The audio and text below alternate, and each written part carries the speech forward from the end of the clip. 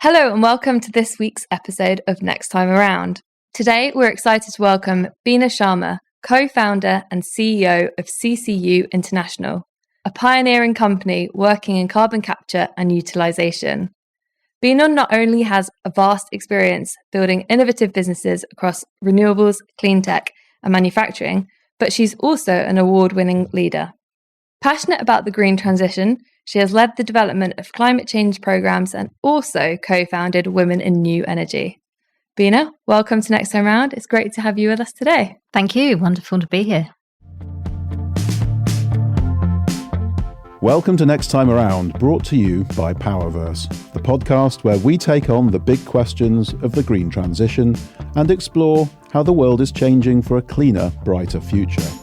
We are your hosts, Richard Britton and Lauren Forster. And we'll be diving into the tech, the policies, and the big ideas that are reshaping industries and people's lives. Whether it's cutting-edge innovations or shifting priorities, we're here to figure out what it all means for you and the world we're building for tomorrow. So buckle up as we take a fresh look at how the changes today are laying the groundwork for a better next time around. Well, thanks very much for joining us. I suppose just listening to that introduction, the first thing I would love to hear is where you found your passion for the space that you find yourself working in. It's a long-winded story, but I guess it's all started from my childhood. My dad, actually, when he came to the UK from Bangladesh, he set up his own business. And I guess that's where the whole entrepreneurship came from. I lost my dad, unfortunately, when I was only 6 months old. But his legacy obviously lived on. My mum had 5 of us. I was number 4, and my mum was pregnant with my younger brother. So it's quite a tough environment to grow up in. And we had a very hard working ethic with my mum having to not only bring up 5 very young children on her own, but also, English was not her first language. And I guess she instilled those values in us, particularly what my father had done for many years. Not only had he supported our family, but he supported a huge family back home. He also supported many villages. He built schools using the wealth that he had obtained from his business. And I guess that wealth was put to something other than just building your own empire. And that legacy lived on everywhere I went. People would talk about what my father had done for communities, what he'd done for villages, what he'd done for poor people, what he'd done for education. So I guess I always knew somewhere that I wanted to be my own boss and I wanted to have that element of control. Now, I put myself through university, and again, coming from a disadvantaged background, I was actually the first in my family to go to university, and it was unusual to see that, particularly of a female from my cultural background. So when I came out of university, I was lucky enough to, or some might say unlucky, but I was lucky enough to be able to be given the opportunity to be a part of the oil and gas industry, which most people will see as, quite a dirty industry. Of course, back then as a graduate, it's not something that you think about. You're talking, 27, 28 years ago now. We weren't really talking about climate change back then. And so I know particularly the younger generation of today, one of the most common questions that graduates will ask an employer when they go for an interview, for example, will be around, what is their sustainability policy? I mean, I didn't even know what sustainability was, let alone ask the question. So far more now is more purpose-driven in comparison from a climate change perspective in comparison to what it was 27, 28 years ago. So I joined the industry, and my first posting, my first assignment at the age of 23 was Nigeria on an LNG plant. I would say it was both the best experience and the worst experience of my life. It certainly aged me about 20 years. I was far more wiser when I came back. And I guess I kind of knew that I wanted to do something with purpose at that point because I wasn't contributing to the oil and gas industry in the way that conventional contribution you would expect from an engineer, etc. My background is actually psychology. So my specialism was in building behavioral change programs, specifically around safety and saving lives, i.e. getting people to think about how they took risk. And that would make the difference between not just saving their own lives, but saving other lives.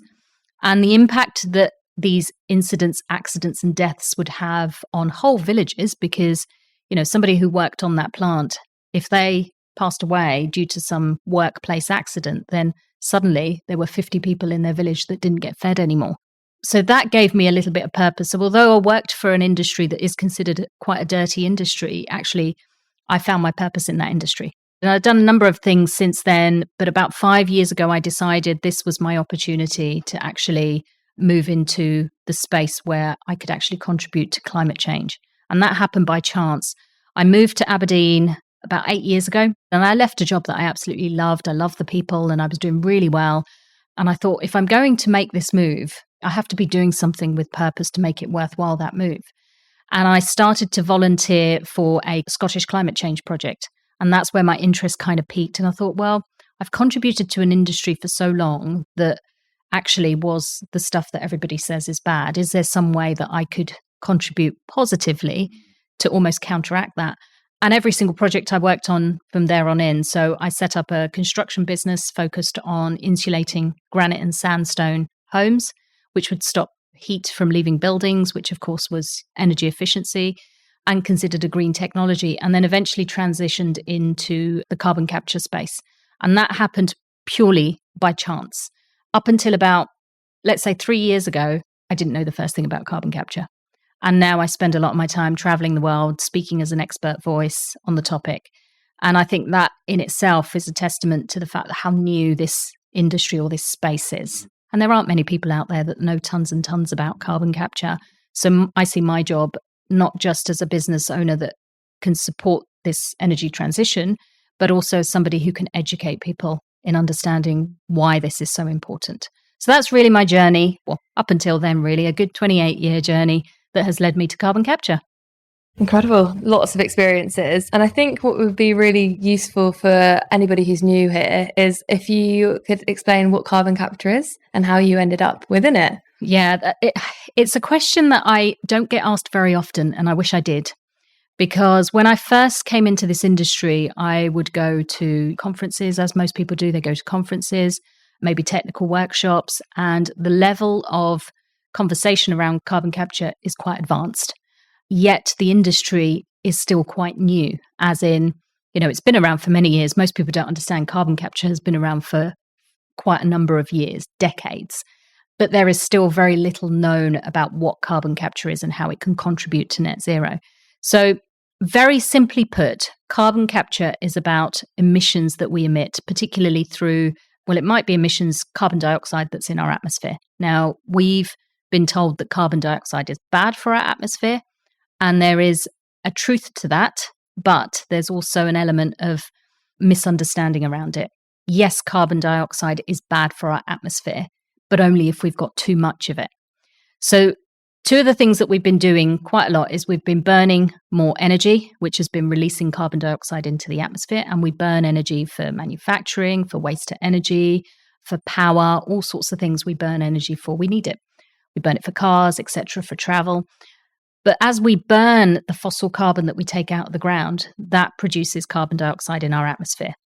Now, generally, that's not a problem. But the other issue is that we are chopping down trees, deforestation. Plants and trees absorb carbon dioxide. They take carbon dioxide out of our atmosphere. And if we're chopping those trees down, then guess what? We're going to have way too much carbon dioxide in the atmosphere than we actually need. And this is the problem. The problem isn't carbon dioxide. The problem is we've got too much of it and we're completely off balance. So this is why you see a lot of people talking about planting trees, for example, so we can absorb. But the reality is, it doesn't matter how many trees we plant, we're still not going to be able to absorb the carbon dioxide that we've got in our atmosphere. Just so I understand, are you saying the amount of carbon dioxide that we emit through our industrial process and so forth is okay, or it's too high? It's too high. It has been for a very long time. And, we went through an industrial revolution that when you look at the graphs of what we used to emit, and then the industrial revolution happened, it just shot up. We're just unable to balance it out.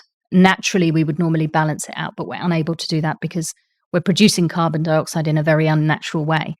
And so there is an expectation that we need to balance that CO2 out. But at the same time, we've got many countries who are now going through their industrial revolution or who may go through their industrial revolution, and that will throw more carbon dioxide into the atmosphere. So carbon capture is designed to do something about that carbon dioxide. So there's two ways that we've got carbon dioxide in our atmosphere. One is point source, which is the burning of fossil carbon. So we extract fossil carbon from the ground, we burn it for energy, and the CO2 gets emitted through a chimney, an exhaust, or a flue stack. And that's mainly sort of your industrial emissions. And then obviously, well, we've got CO2 in our atmosphere. So it's almost like as we burn it, it goes into the atmosphere. But then once we've got it into the atmosphere, how do we get that out of the atmosphere? Because we've got a considerable amount of carbon dioxide historically in our atmosphere. So we need to do two things. We either need to stop it burning it, or we need to be able to take it out of our atmosphere. And carbon dioxide actually deals with both. So you continue burning, which, you know, we can come on to that discussion at some point because it is very much needed still in our everyday life. But the idea is that carbon capture should have the ability to capture the carbon dioxide before it goes up that chimney. So after it's burnt, but before it goes up that chimney. And therefore, you're taking it out of the atmosphere before it enters the atmosphere, which I would call maybe prevention. Let's call it prevention. And then we can take that carbon dioxide out and we can do things with it. We can utilize it or we can store it underground, for example. And then you've got direct air capture. And that's how do we deal with the historical CO2 that's already been burnt over hundreds, thousands of years. And that is what we call direct air capture. So there is a technology, also carbon capture technology, that if you imagine it like a huge sort of, you know, vacuum that sucks in all the air, separates out the carbon dioxide, and then throws back the good stuff back into the atmosphere. That's generally what carbon capture is. What you typically hear is acronyms that say CCUS or CCS. And this is one of the things I do globally when I speak at conferences, is the first thing I do is I break them down because they're not one thing. Most people think they're one thing. CC is carbon dioxide, and that typically refers to technology like mine that has the ability to capture the CO2. And then the U is the utilization piece. It's what you do with the CO2 once you've captured it, putting it back into materials, etc. And then the S is storage. And that's the one that we have mostly been fixated on, particularly in the UK and in Europe. And that is storage. That is where the carbon dioxide that you capture is taken and it is injected into geological formations where you took the fossil carbon out in the first place. You inject it in and you hope and you pray that it stays there.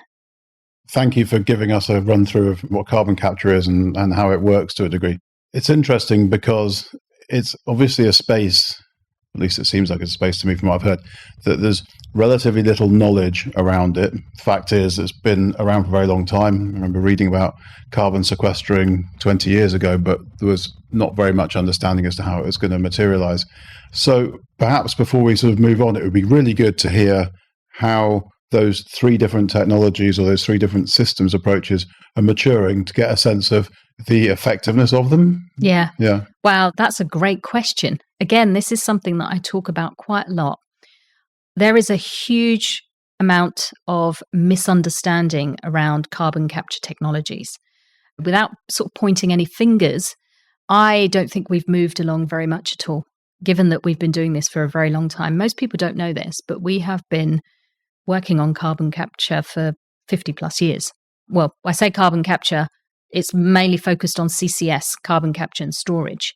And this has been led by the oil and gas industry because actually they are seen as the biggest problem. So this has been led, if you look at technologies that are out there, majority of the technologies are invested in or have been developed by most of the large major oil and gas companies. Now, why is it of interest to them? It's of interest because, yes, they are some of the biggest emitters, and yes, there is a lot of pressure on them to do something about it.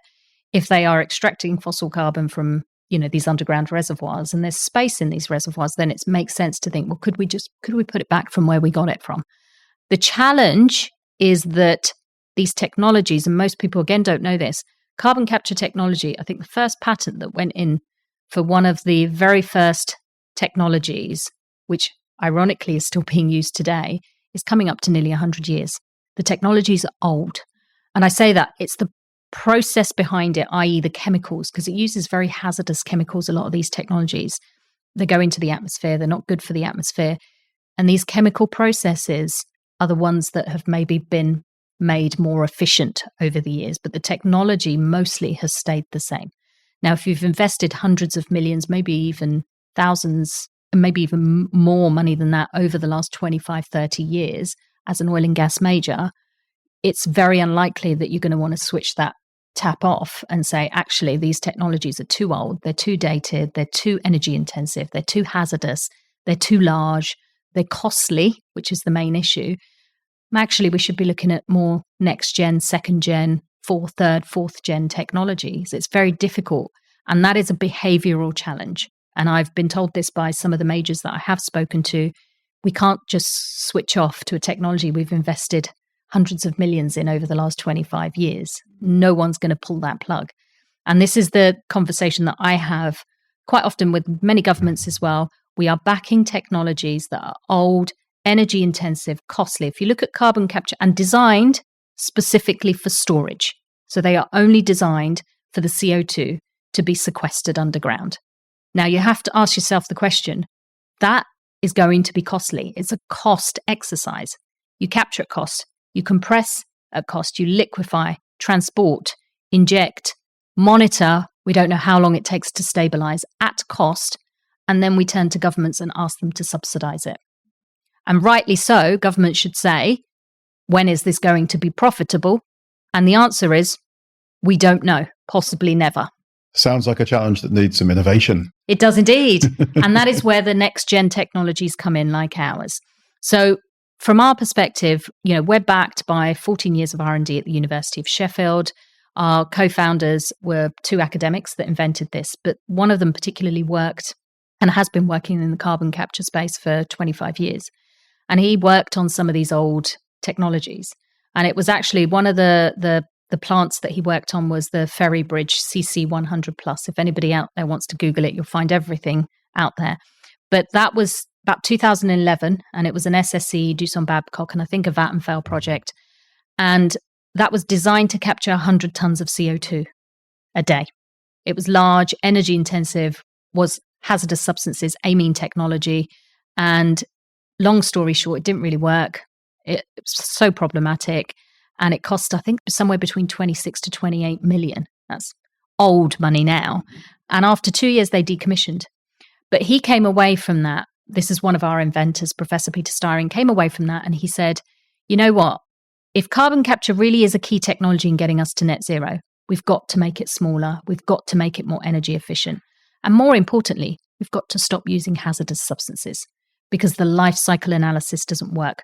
If you are capturing 10 tons of carbon dioxide, but you're using 12 tons to do it, what is the point? And this is I think my biggest issue with the industry. We're not transparent.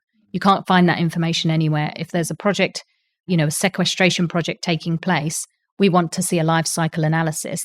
The life cycle analysis will show you the capture process, but it won't show you the compression, the transportation. There's emissions involved in all of it.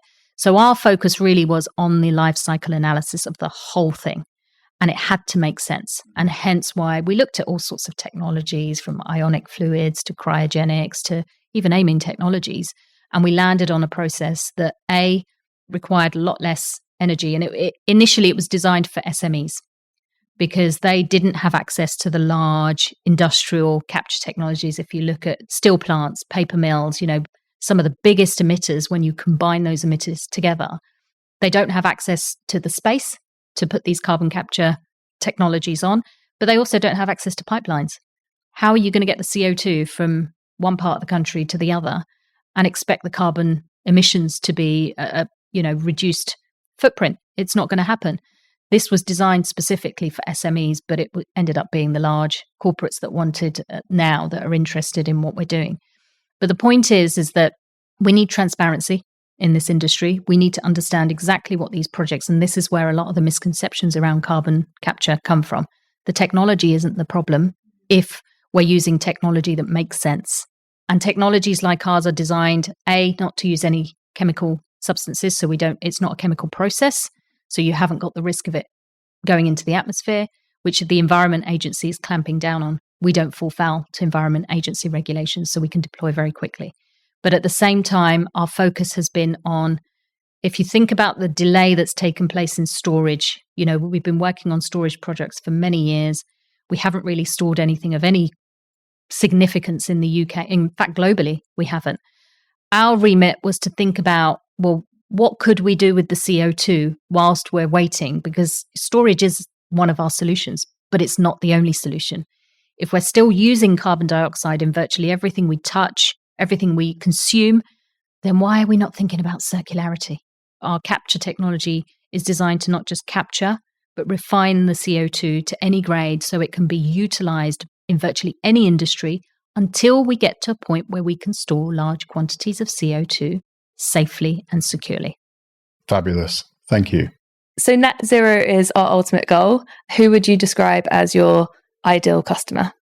It's an interesting one. So we were designed initially to target SMEs, as I mentioned, and we were actually inundated. Once we'd launched the technology and people found out what we were doing, we were inundated with, from your big oil and gas majors, big emitters, but also industries like the shipping and marine industry, for example, ports, etc.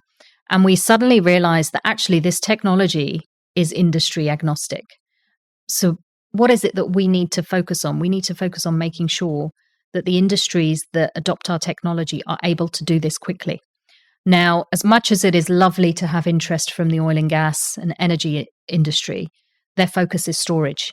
And until we're storing large quantities of CO2, our technology isn't going to take off. If you look at technologies that have been around for 15 to 20 years, and there are many who have been backed by oil and gas, most of them haven't scaled. And why have they not scaled? Because why would you invest in scaling a technology when you've got nowhere to put the CO2? So we didn't want that to stunt our growth. And we've got a lot of interest. If you look at the industries that we're serving at the moment, they are paper mills, for example, steel plants, paper mills. We've deployed to steel plants in the UK, paper mills in the UK. But we're also working very closely with waste to energy plants, for example, cement, manufacturing, particularly in Asia. If you look, majority of what we manufacture comes from Asia. They're burning oil, diesel, gas, and they all sit in the supply chain of the big majors in the Western world. So if you look at companies that are manufacturing in Asia, or they have thousands sometimes supply chain, even clothing brands where the manufacturing plants are running off these old or dirty oil and gas, they can never get to net zero unless they do something about that supply chain. When we talk about your scopes 1, 2, and 3, majority of your emissions will sit in your scope 3 emissions. And it's easy. We can fix scope 1 and 2. Scope 1 and 2 are things that you burn directly and the energy that you buy in, right? We can deal with those. You switch to green energy, or you replace your vehicles with electric vehicles, for example. They're easy to fix. We can see them. We can measure them. Therefore, we can manage them. It's the scope 3 emissions that sits in our supply chain that we can't. And this is what companies will tell us. If we can support the supply chain to decarbonize their manufacturing process, then that feeds into their scope 3 emissions, which reduces that down. So an ideal customer to us would most likely be a company that not only emits CO2, but also utilizes CO2 back into process. So for example, you might have a soft drinks manufacturer where their production process will emit CO2 at one end of the factory, and at the other end of the factory, they're buying in liquefied CO2, carbon dioxide, which is very expensive, and most of which comes from Europe now. Well, our fertilizer plants have shut down here, so huge carbon emissions in transporting it. But they buy it in its liquefied form, and then they turn it back into its gaseous form to utilize into their carbonated drinks process. So remember, we had a shortage of beer a few years ago during COVID. These are the kind of things that we need to incorporate. If you are emitting CO2 around the corner in your production plant, or you've got a neighbor that's doing it, why would we not start to think about, okay, well, can we capture that CO2 and use it back into our industry so that cuts down our carbon emissions, but it also at the same time supports this circular economy and it cuts down cost. And the main reason why a lot of that isn't happening, remember I spoke about technology being old and dated and hazardous. If you are capturing carbon dioxide using an old, dated, hazardous process, you're not going to want to use it in food and beverage. So it's not only good for the environment, but it's good for the business's overall costs and bottom line. I think that leads on quite nicely. Have you got any exciting projects that you've worked on that you're able to talk about? Yeah, we've got quite a few coming up that are world firsts, but there is one that we've just completed. It is called Flue to Chem. It was a 2-year project, and it was led by Unilever and the Society of Chemical Industries. In fact, it was a consortium of companies that came together that recognized that carbon capture and storage, particularly, would not get them to net zero. So not only do they have emissions that needs to be dealt with, but they also use carbon dioxide in their processes, in their products. So if you think about it, the project itself, Unilever, Procter & Gamble, Johnson Matthey, Reckitt, these are the global leaders in your detergent products, your shampoo, shower gels, dishwasher tablets. Most people don't know, but they all have fossil carbon in them. It's fossil carbon that is extracted from the ground that goes into these products. It's what we call chemical surfactants, which basically is the main ingredient that separates grease from water. So if you can imagine, that goes in a lot of things. So for companies like your Unilevers of the world, the challenge is, well, how do we get to net zero? We don't have an alternative to fossil carbon. We don't have a synthetic, maybe there will be someday, who knows, a replacement. So what do we do in the meantime? And the point was for this particular project is we needed to look at the whole supply chain for chemical surfactants. So not only look at emitters, could emitters contribute, allow us to capture the CO2, but also technology. So conventional technology along with a next-gen technology like ours. And then we have BASF, who are the chemical manufacturers who will start the conversion process. And then we look at what else we could do with that captured CO2, which will eventually end up as a chemical surfactant through the chemical manufacturing process back into those products. Now, there is a strong argument to say, well, it's actually more expensive to do it. And yes, it is. It doesn't make sense. In these small quantities, it doesn't make sense. But the whole point is to be able to show that it can be done. That particular process has the potential to reduce carbon emissions by up to 15 to 20 million tonnes a year just in the UK alone. And these are the kind of things that we're pushing. We're saying until we get to a point where we can store millions of tonnes of CO2 underground, actually we should be looking at the circularity of things like chemicals. The challenge is, what are you doing? You're reducing, we call it defossilization as opposed to decarbonisation. And it is about removing the use of fossil carbon and removing the reliance on fossil carbon. So if companies like your Unilevers of the world are able to reduce that reliance on fossil carbon, then that overall contributes to a reduction in demand for fossil carbon. If you think about it, how are we ever going to get to net zero? We have to stop mining fossil carbon, right? We can't do that if we need it. And right now, we need it. And what I'm hearing is that this is one part of a bigger puzzle, because you put some industrial treated carbon dioxide back into a fizzy drink, it'll come out of the can eventually, or it goes into the hair product, it goes back into the drains and so on. So you've got to get both sides of the system working, I guess. You've got the trees being planted, you've got air sequestering. Maybe you could talk to us about how this fits into the wider mix of things that need to be done. Yeah, we always talk about specifically carbon capture and utilization and storage being an and, not an or. And we certainly don't feel that a lot of governments, particularly in this part of the world, understand that very well. Like I said, we're not anti-storage, we're not anti-anything else. And there is a very good understanding about what happens to carbon if you reintroduce it back into the process. The argument is, well, it eventually ends up in our water, in our seas, or whatever. Eventually it does. If you put it into sustainable aviation fuels, you eventually have to burn that fuel and it ends up in the atmosphere until we can find a way to capture that and create that circularity. Sure, but as you rightly say, it means on a net basis, there's less coming out of the ground, there's less oil being used initially. Exactly. And that's the point. And then you try explaining that to governments and it's just not understood. Right. We always say it's better to do something than nothing, right? It's better to start thinking about the circularity. And we're not going to get the answers straight away, but we have to start working on it. And that was the whole purpose of this project we did, the Flue to Chem project, which was backed by government. So it was an Innovate UK project, had never been done before. We managed to show that it was possible. Okay, not cheap to do, but we would never expect it to be cheap to do at this stage. Ultimately, when you look at these companies, they are consumer-facing companies, right? So they have a responsibility to their consumers, but at the same time, their consumers aren't going to buy the product if it's 3 times as much. So there's a certain element of responsibility that's needed there.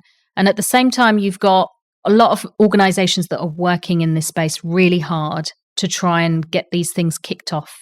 And I think we have a habit, particularly in the UK, of starting something and being hell-bent on finishing it, regardless. And what we should be looking at is the multitude of options. And as you say, the energy transition there's no one solution. And carbon capture isn't a technology that will allow us to shift over to green energy, solar, whatever that might be. We are a transition technology. You have to understand that we will be burning fossil fuels for a very long time because we don't have an alternative. And if we do have an alternative, whether that be wind, solar, guess what? It's not as cheap as we thought it was. And the same goes with hydrogen. Hydrogen, great opportunity, but no one's going to pay 3 times the price for it. And that is the challenge. We need to continue doing R&D. We need to continue doing these projects to bring that cost down. Carbon capture is the technology that sits in the middle, that allows you to continue burning those fossil fuels until we find the solution that is viable to get us across the line to say, actually, we don't need to burn fossil fuels anymore because we've got wind, we've got solar, we've got hydrogen, we've got geothermal. So eventually carbon capture should die its death. Mm-hmm. I'm not convinced that it will anytime soon, but it should die its death because we shouldn't be burning fossil fuels at some point, right?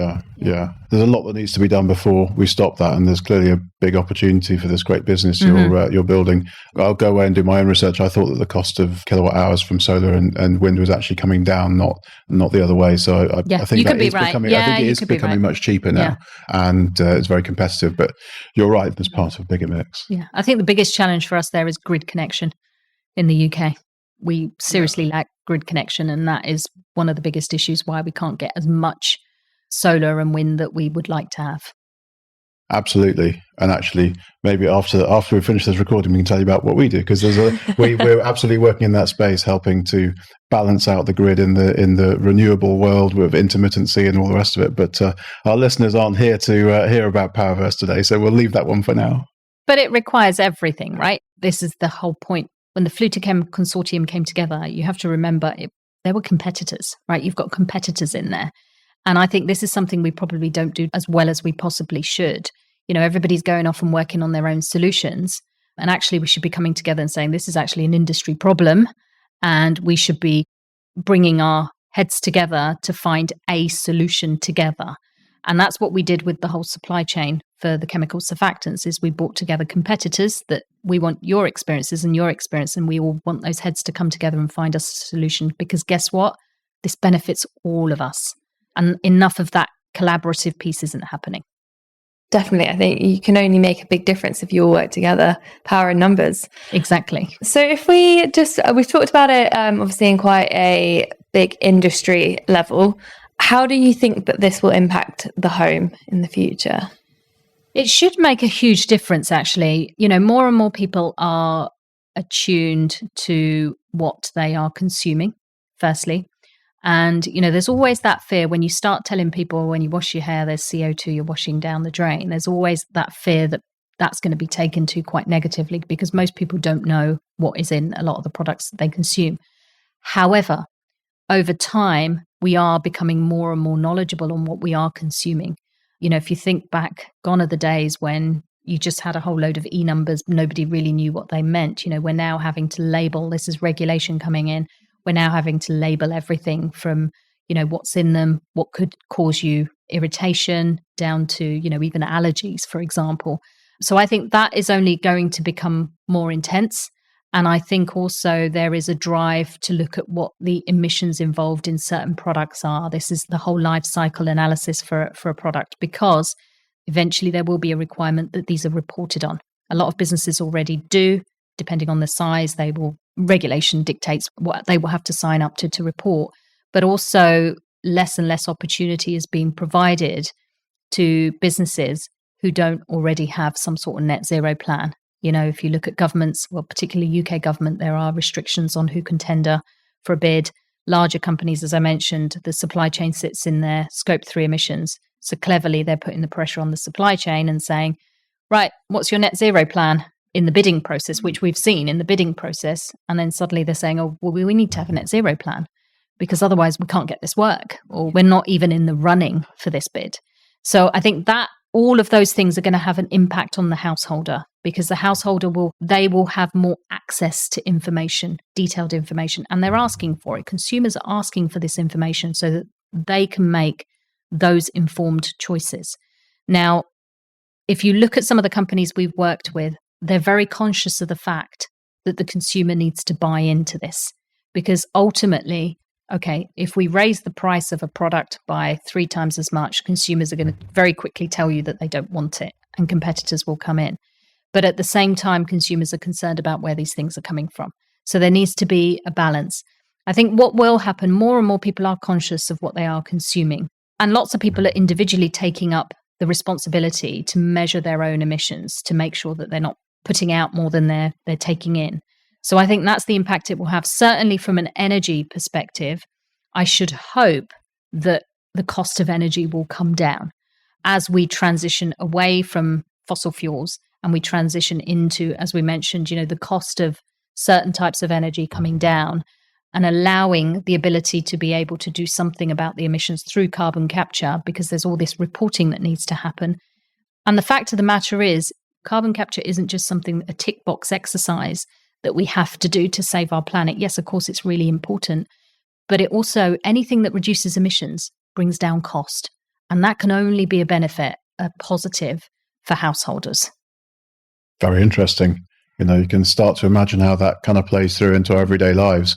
We were talking earlier about how recycling rules are changing and how, you get all these bits of plastic, so you can't recycle at home, you've got to take them off to a recycling centre, and that's putting an emphasis onto the consumer to take responsibility for something that's nothing to do with them, really, and that the government's changing the rules now to say, actually, this is the corporation's problem to solve. And so you can imagine carbon reporting turning up on, when you're looking at a bottle of shampoo and finding out about what's really being done. Exactly. Really fascinating. Yeah.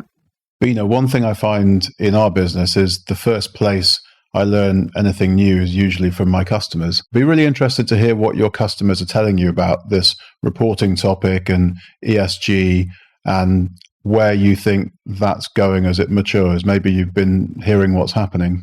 Big part of what we do is speaking to our customers on a daily basis. And the feeling around what is happening is changing. In some regards, it's positive, but in other regards, not so much. I think what we're hearing a lot of is the lack of support, particularly from government, around some of the decision making. So I'll give you a prime example. There are schemes that are coming to an end that had supported many businesses, particularly emitters, into reducing their carbon emissions. There were incentives behind reducing their carbon emissions. A lot of those schemes are coming to an end. And I think the biggest impact we've seen has been due to the changes in government that we've had, the lack of consistency around that, the messaging changing, different policies, different funding pots being made available. On the one hand, we're doing carbon capture. On the other hand, there's no money for it. Oh, and then suddenly there is money for it, but it's only going to be for this, this, and this. And what we're hearing from our clients is that it's great. Everybody is supportive of carbon capture, and that drive, that push to reduce your emissions and to focus on net zero is there, but they need incentives. As I mentioned, carbon capture is costly, but there's no solutions for what we do with the CO2 once we've captured it. So why would an emitter invest tons of money to capture their carbon if they can't do anything with it? And this is what we're hearing from them. Yeah, it's great. There's no question over whether or not they want the technology. Yes, of course they want the technology. They want to do the right thing, and they understand that it's going to save them not just emissions, but costs as well. But they also want a solution for what they can do with the CO2. And if storage isn't readily available, which I mentioned for many industries, it's just not, because they don't have access to pipelines, what is the other options? And that's where we push on government to say, give us those utilization technologies, help us develop some of those utilization technologies, introduce that circularity. And pretty much every single project we work on does not get signed off unless we know what we're doing with the CO2. And I'll give you an example. So the Flutichem project, obviously that was going off to BASF to be converted into ethanol and then chemical surfactants, sought after ingredient, which potentially at some point you will generate revenue from because it's got a value.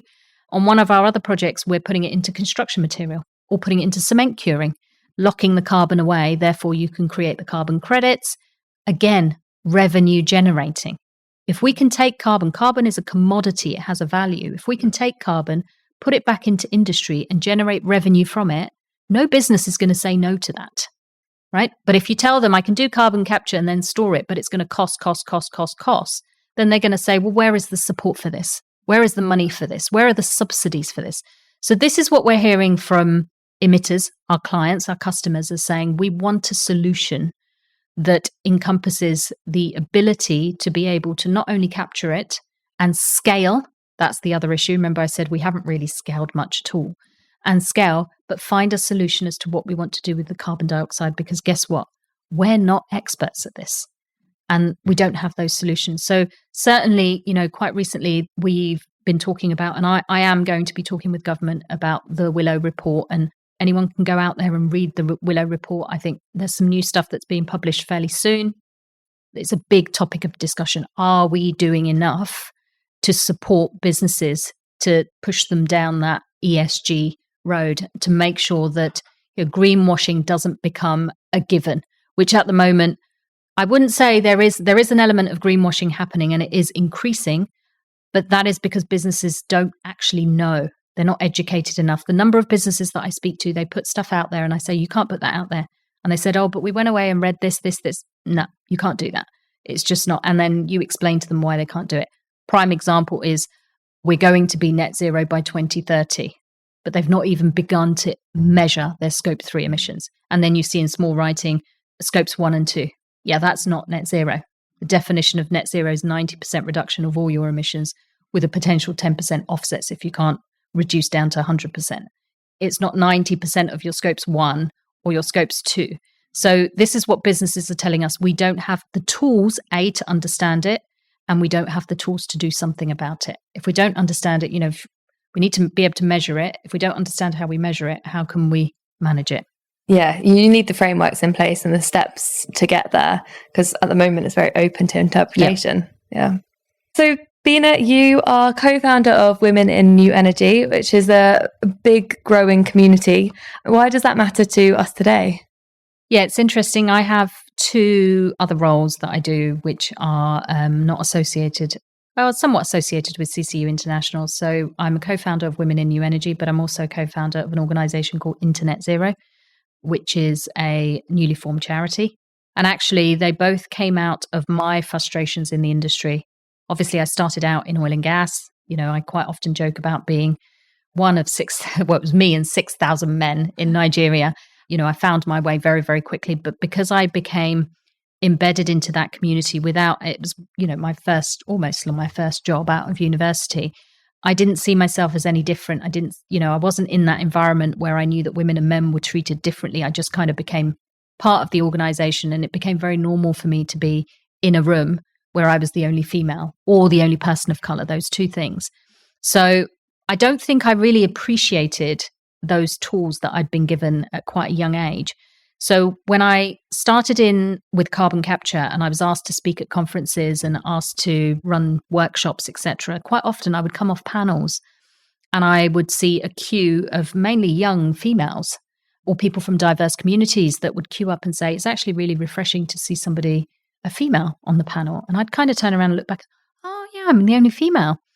And then it's actually quite nice to see somebody of color on the panel for a change. And I'd be like, oh yeah, I'm also the only, it didn't really faze me. But then I realized this was really important for people to see, for people to have a role model, for somebody to say, okay, if she can do it, we can do it. And the more and more conversations I had, I came to realize that I can't do it all. I can't mentor everyone. I can't, support. And I thought there has to be a way that we can pull these people together. And this was all in the energy transition space. These were at the type of conferences where we were looking at energy transition, next gen technologies, etc. And I thought, in order for us to get to net zero, we need people. We also need people from the oil and gas industry because there's a lot of learning there. But we also need people who aren't from the oil and gas industry because we require diversity of thought. And that diversity of thought can only come from diversity of people, diversity of cultures, backgrounds, and experiences. And I came to the realization that there has to be an opportunity to bring these people together, to explore what opportunities there are in energy transition and net zero. So I approached Energy Voice, who now lead on it, who are one of the leading energy publications, magazines, and they run a lot of conferences, particularly in the oil and gas, in Aberdeen, oil and gas and energy. And I approached their editor and I said, there must be something we can do. And he said, I think there is. And that's really where it came from. I led it initially, and it's driven by the industry. It's driven by people like me. And that is why we think we've got a lot of buy-in. It's not just a media company that run events. And so it's grown arms and legs, and we are doing some amazing things. But even from the first conference, inspirational conversations with people, motivational conversations with people. By the time we got to the following year's event, we were hearing from women who had been in the energy industry for 15 years, never asked for a promotion, never asked for a pay rise, and they felt so motivated to go and do that the next day after the conference, got their promotion, got their so we started hearing these stories and we thought, this is actually quite good. And then into net zero, really it was my work. I was doing some work with Shell. I was pitching at an event, a big 70,000 person conference in Lisbon a couple of years ago. And over the 3 days of pitching, it was a competition. I was the only female that pitched and I won the competition. And I went to Shell and I said, well done. we have got to do something about this. Come on. And they recognized it was a problem, but didn't quite know what was required. And we started getting into discussions about whether or not we could consider, because one of their biggest remits is energy transition jobs, right? We can't get through this energy transition unless we find more people from somewhere. And if we're not tapping into any of the diverse communities, we're not tapping into women, we're not going to get there. And so Internet Zero really was born out of that. So we're just going through charity status now, but we've got some huge support and some of the big energy companies are involved. And it is all about inspiring the next generation, so the younger generation, to go, she looks like me. Actually, this industry is a potential career for me. Because when I think about how I fell into it, if anybody ever said energy to me, I would think it was utilities. Why would I want to work for British Gas or, Yeah. And so it's that educational piece. So we do it through education, employment, and entrepreneurship. And those are the three routes which we speak to young people about. We put ourselves in front of them. So it's me, I've got 2 co-founders. We put ourselves in front of them who are not your average looking energy person. And we say, these are the options that are available to you. And these are the routes that you can take. So we don't repeat anything that's already been done, but we help them navigate to where they can go to have a career in the energy transition net zero space. Amazing. That's really 2 incredible communities. I particularly enjoy your acronym for Women in New Energy as well. Really resonates with me. For somebody that doesn't drink wine as well. It's interesting because it wasn't deliberate. Yeah. And it was about 2 months after working on this that one of the guys at Energy Voice said, hold on a second, do you know what the acronym for this is? And it just kind of stuck. Yeah. I mean, not everybody's keen on it, but, and I often say to people, it wasn't designed to be like that. Yeah. From somebody who doesn't even drink wine, that wasn't the motive behind it. But yeah, most people love it. Yeah. Yeah. You can take it how you want, really. Exactly. Amazing. Thank you. So I think the final question that we've got for you is this one. If we get this right, your space and what you're doing around carbon capture, what does life look like in 10 years' time? Right. Don't know if 10 years is enough. I'll give you 20. Give me 20. Yeah, give me 20. I think I would hope we would have moved forward from where we are. I would hope that we are investing our time, energy, resource into solutions that are not fixed solutions, but we have the mindset whereby we can grow. We know that we talk about technology, maybe 50% of the technologies that we need, maybe more, that we need to get us to net zero have not yet been invented. I would hope a lot of those innovations that are sitting early stage at universities, we would be able to support that innovation to come out of those universities. And by that point, they should be commercial. I'm not going to be really hopeful and say that we will be at net zero, because I honestly don't think we're not moving fast enough. I think most people can agree that. But I think we need to put the things in place to enable us to do that. And I would hope in 20 years' time, maybe even in 10 years' time, actually, we would certainly be on that journey. But that has to come with the right backing, particularly from government. And there has to be an element of ownership being taken by businesses, feeling that they've got the support behind them to do it. And of course, the finance, the financing behind it. One of the biggest challenges we have as a business is lack of investment in this space. So the technologies that I work on, and this is not just new to my technology, it's most energy transition, net zero technologies, there is very limited investment in this space. Venture capital money has dried up because we are a very capital intensive business. We're not asking for a couple of 100,000 here. We're asking for tens of millions to be able to do what we want to do. Who is going to invest in that? And if venture capital money is drying up, then typically you would get private equity money that would come in, which is what they're trying to do. But private equity typically will invest in projects or businesses that are revenue generating and maybe have assets, right? Getting them ready for sale, for merge, whatever. The problem is that private equity has come in to try and fill the gap right now, but their thesis hasn't changed. And technologies like mine aren't going to quite be there ready for them. You know, we're not asset rich. Yes, we are revenue generating, but nowhere near what they would usually require. So that is where I think we need to think about where the gaps are. And that is the gap that needs to be filled. Once that gap is filled, we will move at speed. And I have every faith, maybe not necessarily 10 years, we will certainly be on the journey, but by 20 years time, we should have quite a lot of the solutions that we need to get us to net zero. And then it's just a matter of scale and deployment. That's really hopeful. And I'm going to ask a cheeky follow-up question because this is the really interesting bit. Your business is an international business and you are involved in projects and working with customers all around the world. Where would we be looking to sort of see those beacons of hope, people that are doing this well, where you can see really good stuff happening? You've talked about how there's no money to go around in this country, but I'm imagining that you've seen other places doing this better. Yeah, I love that question. I don't get asked this enough, but I always volunteer it because I think people need to know where things are moving. So if you think about, we have been so fixated on carbon capture and storage that we've almost, we've had the blinkers on, right? We've been focused on storage, and we've not thought about everything else.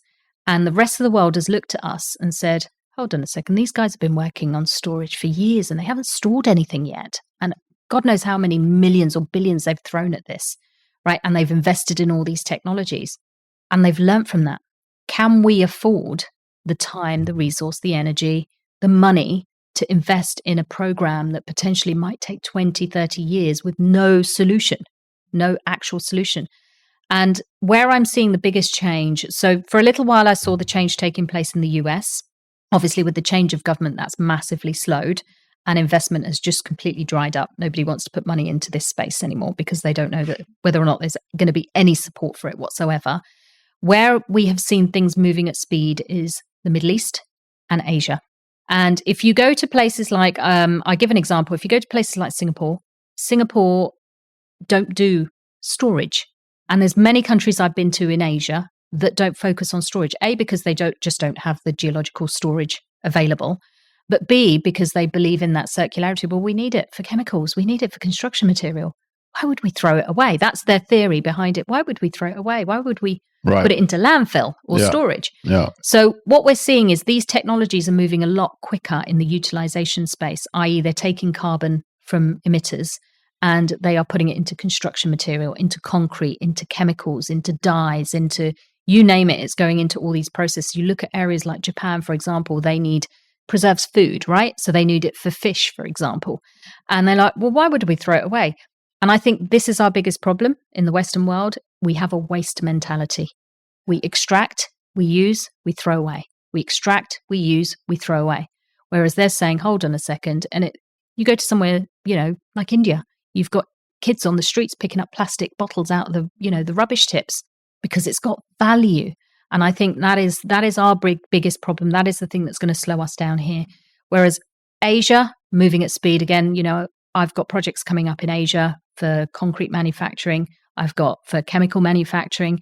If you look at Singapore as an example, everything is carbon capture utilization. I think it's 3% of their GDP comes from exporting chemicals. Now imagine if you can not only capture emissions and get yourself to net zero, but use those emissions to produce chemicals.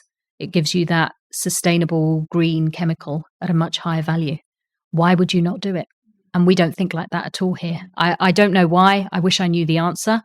But I think we are going to see Asia and the Middle East moving at speed and probably overtake us in where we are, even with storage. Great. Reasons for hope then. Mm-hmm, definitely. Yeah.